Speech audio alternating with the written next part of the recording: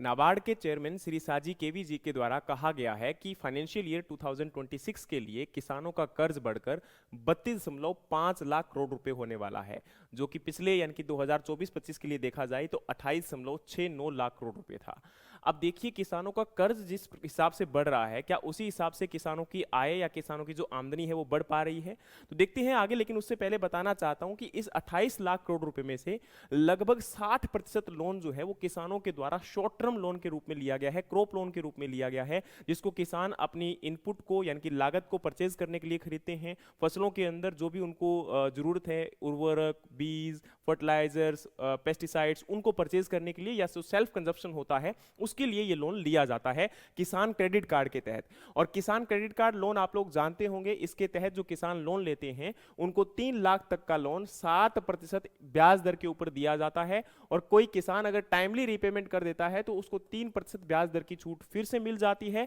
और effective rate of interest उसको पड़ता है 4%। लेकिन अब इस लोन जो आपका लिया जा रहा है किसानों के द्वारा, उसमें हमारे राज्यों में एक बड़ा गैप आपको देखने को मिलेगा, क्योंकि देखो जो 28 लाख करोड़ रुपए का लोन लिया गया था उसमें से 48% जो लोन है वो केवल दक्षिणी राज्यों ने लिया है, जो कि केवल 17% ग्रोस क्रॉप एरिया ही को ही कवर करते हैं, रिप्रेजेंट करते हैं। अब सोचकर देखिए कि केवल 17% ग्रोस क्रॉप एरिया ही इनके द्वारा ऑक्यूपाई किया जा रहा है, लेकिन लोन इन्होंने 48% यानी कि लगभग 50% लोन केवल इन्होंने लिया है। और दूसरी तरफ वहीं अगर हम बाकी राज्यों को देखें तो जैसे हमारे उत्तर भारत के जो राज्य हैं वो लगभग 14% लोन को ही ले पाए, लेकिन 20% क्रॉप एरिया को कवर करते हैं। वहीं पूर्वी राज्यों की बात कर पाए तो ये 8.2% लोन को ऑक्यूपाई कर पाए। तो आप लोग सोचकर देखिए कि यहां पर इतना बड़ा गैप क्यों है। तो इस गैप को फिल करने के लिए नाबार्ड ने कहा है कि हम लोग कोशिश कर रहे हैं कि आने वाले समय में ये गैप दूर किया जाए, और उसके लिए उन्होंने डिस्ट्रिक्ट लेवल के जो पोटेंशियल क्रेडिट प्लान है उनको बनाने की कोशिश की है। इसके अलावा उन्होंने कोशिश की है कि किस प्रकार से हम लोग सेल्फ हेल्प ग्रुप हैं